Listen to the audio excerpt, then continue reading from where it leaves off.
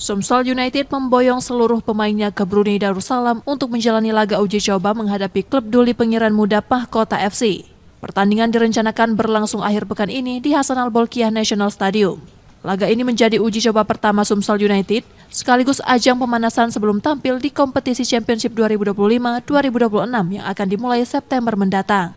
Kebetulan yang bisa menerima tawaran kita tuh Brunei. Dia mau ke sana dan momennya tepat.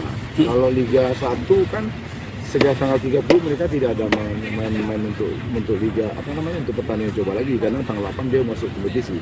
Jadi Brunei menerima kita, sudah ada 2 pertandingan dan setelah itu baru kita ke Jogja, pindah ke Jogja untuk pertandingan 3 pertandingan coba selanjutnya.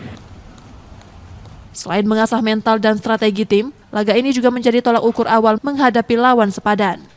Nur Muhammad, Kompas TV, Palembang, Sumatera Selatan.